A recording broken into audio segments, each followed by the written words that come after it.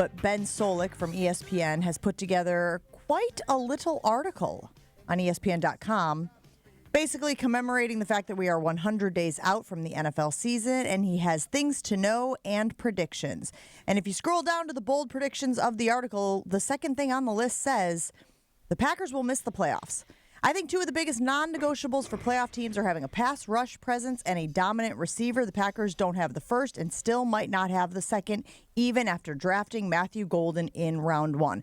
I'm inclined to agree with Jason Wilde that it is way too early. And again, I understand the concept of bold predictions, but it is way too early to sit here and say that Matthew Golden is not necessarily a wide receiver 1. The pass rush thing, I think we all know where we are on that. I think we just have to kind of grin and bear it and deal with the fact that they did not upgrade the pass rush in any meaningful way, and it will likely be what it was.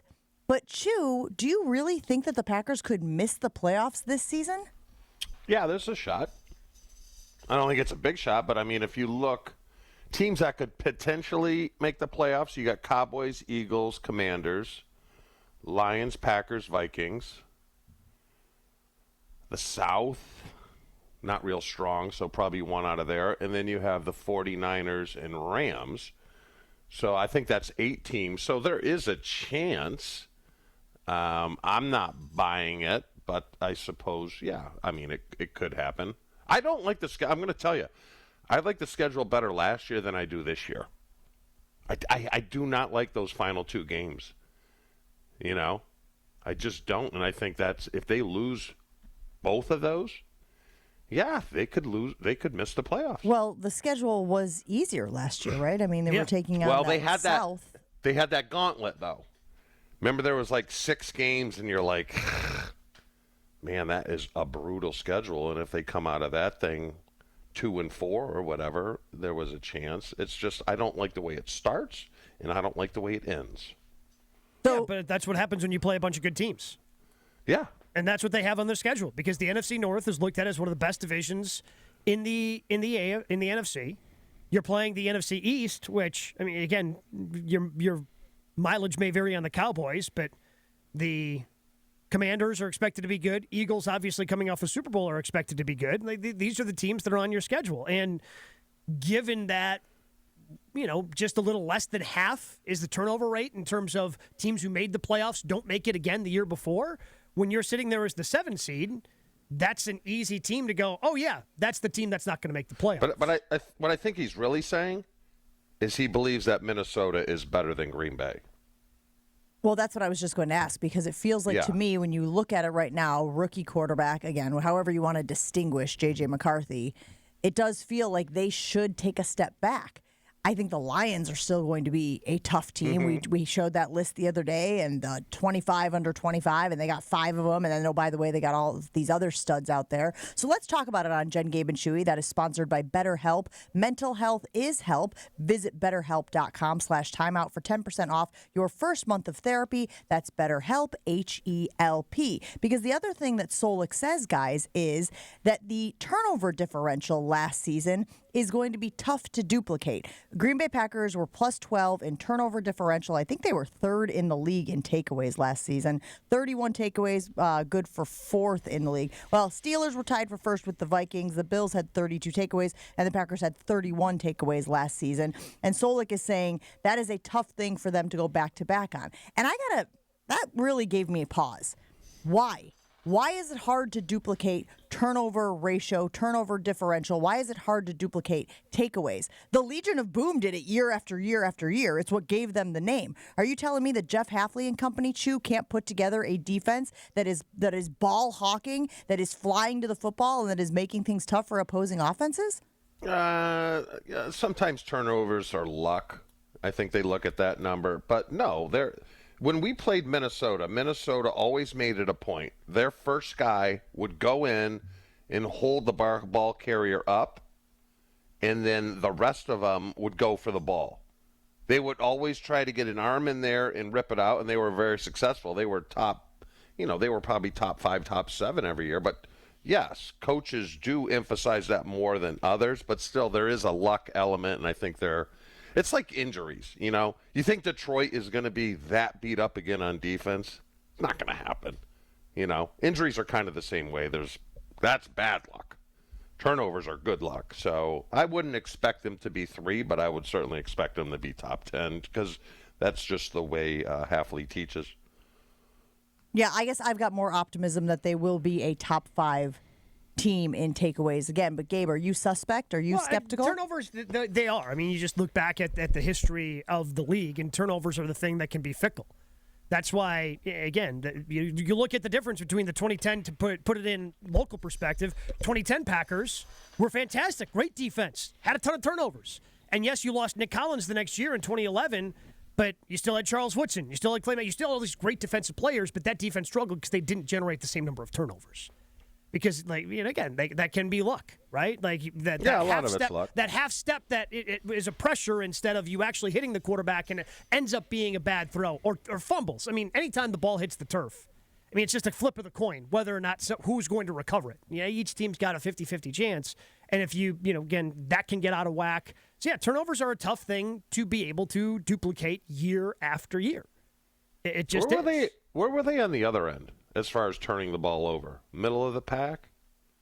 Because that certainly helps, too. If you have an offense that doesn't turn it over. Yeah, their differential was plus 12. I don't know which where is, that which is big. Yeah. So they had 19 giveaways last year, which would have been 12th. Which is, yeah. So they were 12th in turning it over, in giving it away. And then, obviously a lot better than that in the takeaway department, 4th in takeaways. Yeah, that's pretty good. That makes a big difference. I'd take those numbers I'd take 12th all day long. So, it's pretty empirical at this point that their turnovers aren't sticky, but we all watched Joe Barry's defense, and we knew what they were in terms of not creating turnovers. I certainly don't think the Packers are going to drop into like a bottom 3rd team. No. They're certainly more aggressive in their style of play. Yes. It's just the ability to create them and convert them into actual turnovers is different, but I also think if you're more aggressive and getting near the ball more, if it's not a turnover, it's going to lead to more better plays, stopping 3rd downs, things of that nature. And that's what I would say is my confidence level in Jeff Hafley is so much higher than Joe Barry. I think this could be a defense. This could be a secondary that does have a penchant for taking the ball away. If Xavier McKinney can go out there and do what he was doing, sort of leading that unit, now you need to get production, you need to get takeaways, you need to get that aggressiveness from some of the other guys out there as well. But I'm more optimistic that is something the Packers can, maybe not duplicate to the same level, but can certainly shine in 2025. That's where I'm coming from. So when Solich uses that as an explanation or a reason why the Packers could miss the playoffs, that one gives me a little pause. That one I'm like, I don't buy that one as much as I do the other ones, which again, we know the pass rush is something that could be the difference between being a playoff team and not being a playoff team. But just look at Xavier McKinney and when he had his interceptions. How many? 90% of his interceptions came in the first 6 games, and then he goes how many ever weeks without an interception? I think it's also important to point to what he said on the first end with the not having like a great pass rusher, and then their margin of turnovers. It seems a little less likely unless you're able to generate consistent and decent pressure that you would force those turnovers because those both lead to strip sacks. They lead to errant throws, and it seems like if you're not able to get to the pass rusher meaningfully and consistently, those numbers might tank a little bit. Because if you have time back there and you're not rushing your throws, not getting tip balls, that could also be a factor into both of those working in concert. And then for offense, it's a discipline. Because if you remember at the beginning of the season last year, Jordan Love had some stupid interceptions. Mm-hmm. And LaFleur kind of called him out and said, hey, you got to take care of the ball a little better, which he did. He did the second half of the season, but... And that's one way you can manipulate that number. The Packers with Aaron Rodgers, despite having defenses that didn't create turnovers, were always high in turnover margin, differential because Rodgers never turned the ball over. So even if they had a low number of turnovers, because they never turned it over, the difference was always large. I wonder if we were ever in the positive column with Brett. Probably one of the years he threw 12. Doesn't really feel like it. But you had Leroy back there. You guys had a pretty good defense. I bet you were positive in 96. Yeah, I'd take a wash with him. Now I got to look this up. Yeah, I know. I knew I'd do that to you. You didn't think I was going to look it up, did you? Well, I knew you weren't going to look. You wouldn't even know where to start.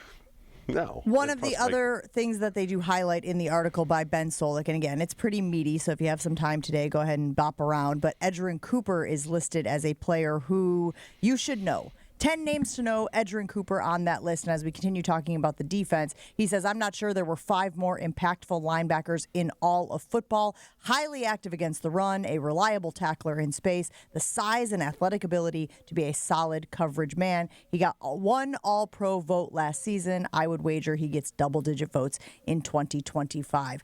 Let's put it on the Infinity Exteriors poll, the Jen, Gabe, and Chewy Infinity Exteriors poll.